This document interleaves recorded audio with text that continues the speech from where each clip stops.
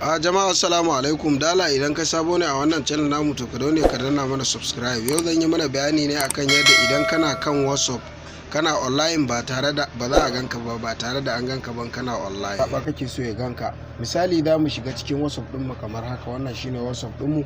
Abinda za mu yi shine za mu shiga idan WhatsApp din mu ya bude, za mu shiga gefen nan da aka sa digo guda uku. Wannan wurin da aka saka digo guda uku, idan muka zo mu shiga ƙasa nan inda aka rubuta settings, wannan wajen idan muka shiga settings din abin da zai nuna mana shine zai nuna mana wurin da ga waje nan an rubuta account. Idan muka shiga wannan wajen da aka rubuta account za mu shiga privacy. Idan muka shiga privacy abin da muke so shine kwata-kwata ba ma so mutane su gan mu yaushe ne muke online ko ba ma online. Za ka shiga na farkon nan inda aka rubuta last seen. Idan ka shiga wurin last seen din nan zai ce maka nobody, kar kowa ya ganna online. Everyone, kana so kowa ya kalle ka online. Sannan kuma idan baka so kowa ya kalle ka online, za ka shiga my contact din nan. Za ka je ka zaɓi iya mutanen da kake so su kalle ka online ne. Idan ka shiga iya nambobinka da suke cikin wayarka ne za su kalle ka online idan ka yi haka.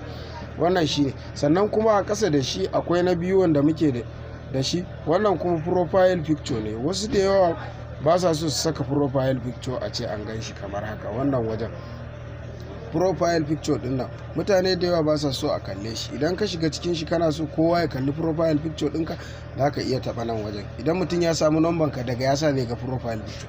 Sannan kuma in ka fi so iya nambobin da kake da su kalla shine za ka shiga haka. In kuma baka so kowa ya gani sai ka taɓa nan wajen nobody kenan.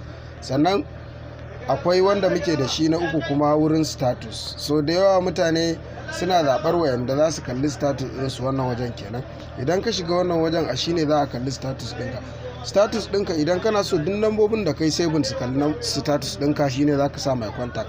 My contact a save na biyu kuma shine wanda in ka shige shi ina so wasu su kalli status ɗina amma sai na zaɓa. Misali kamar haka wayannan lambobin su nake so su kalli status ɗina.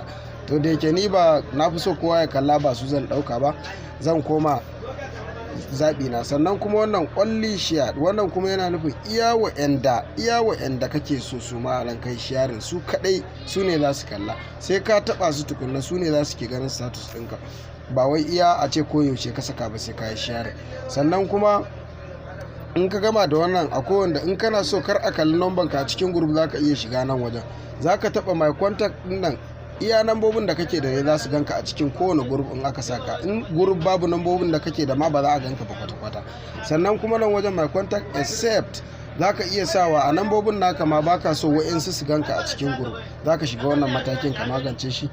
To wannan su ne hanyoyin da mutum zai ɓoye kansa a cikin group ko kuma baya son takura ko kar a kalle shi. Da Allah in kun ji daɗin wannan bidiyon ku danna mana subscribe, sannan ku danna mana like, alamar like. Kuma in kuna da tambaya da Allah ku rubuta mana a comment mu